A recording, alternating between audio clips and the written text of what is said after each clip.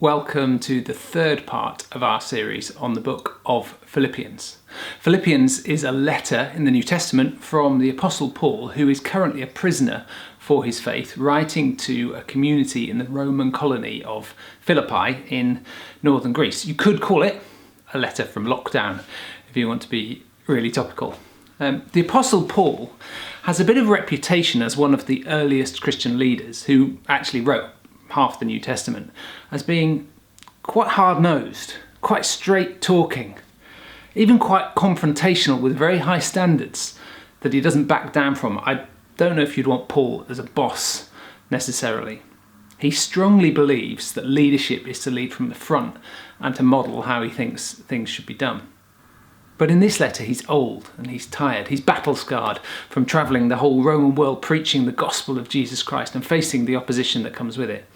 And he says in as many words near the beginning of this letter, do you know what? I feel ready to go. I remember when I first met my wife Rhiannon's Uncle Bill. Uncle Bill, a great uncle to Rhiannon, but known in the family as Uncle Bill. He was the patriarch of a particular branch of the family, about 90 years old when I first met him. And everyone loved Bill. The thing about Bill was, whenever he spoke of his family, whenever he thought of his family, he welled up in tears. You could barely have a conversation with Bill without a moistening of the eyes as he began to think of how much he loved his family. Like many older men, tears formed easily, and they're usually tears of joy. Paul is like that in this letter. He's writing to a church that is struggling because of persecution, because of opposition. And he begins to give them advice, but before he even gets there, he begins to well up. You hear it. He says, whenever I think of you. And then he just pours out his love for this community. He's an older man who's just overwhelmed by how much he loves them.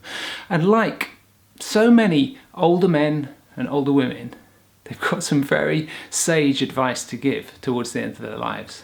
They say, I can look back and I can tell you, there's only one thing really matters.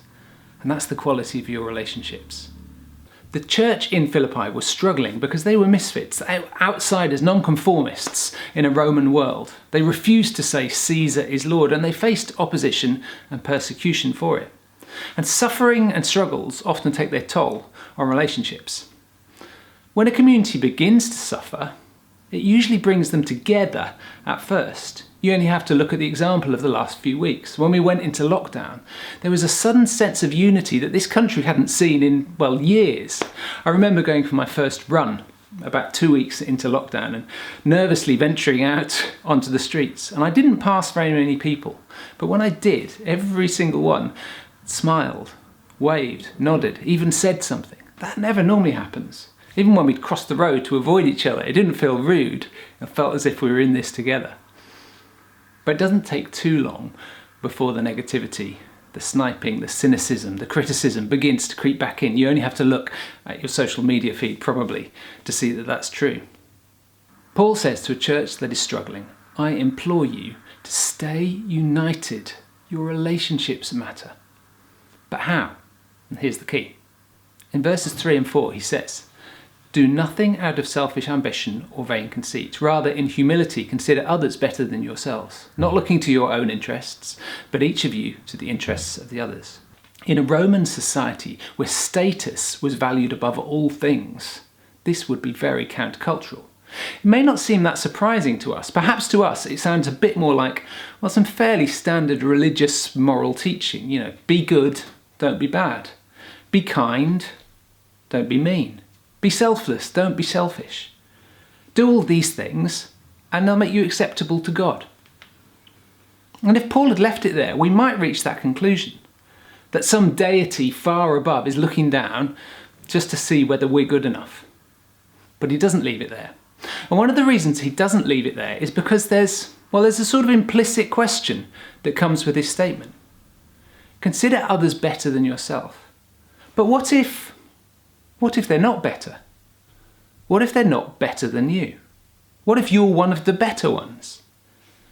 He says in humility, but humility is not to have a false, low image of yourself. Low self-esteem is not humility.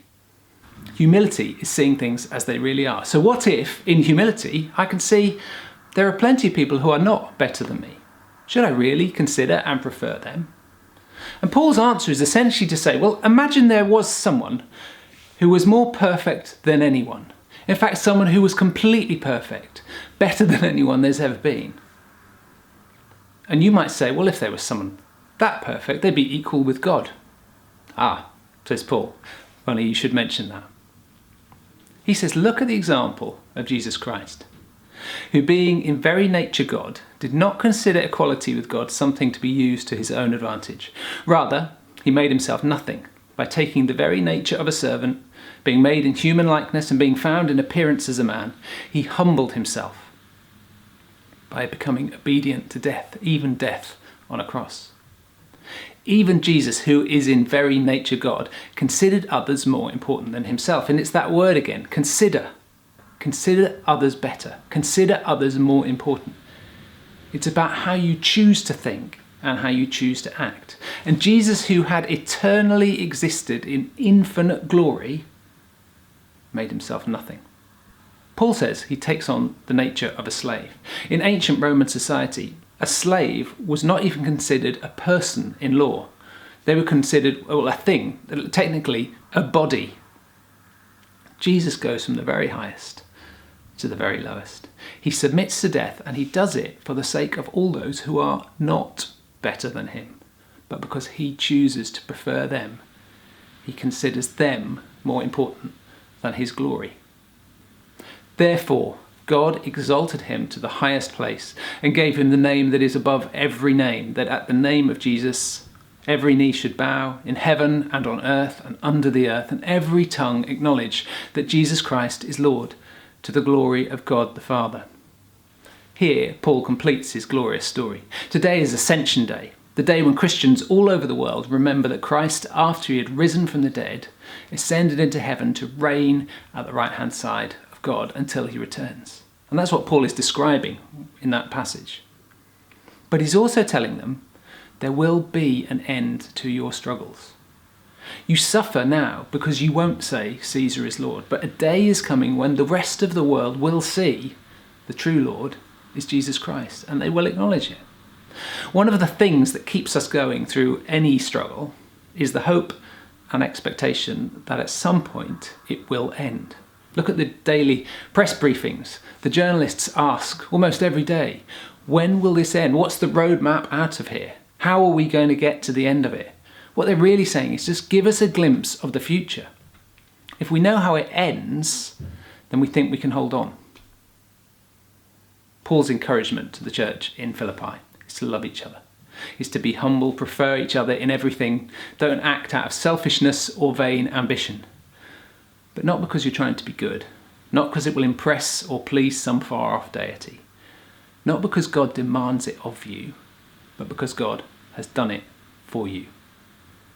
And it will end well.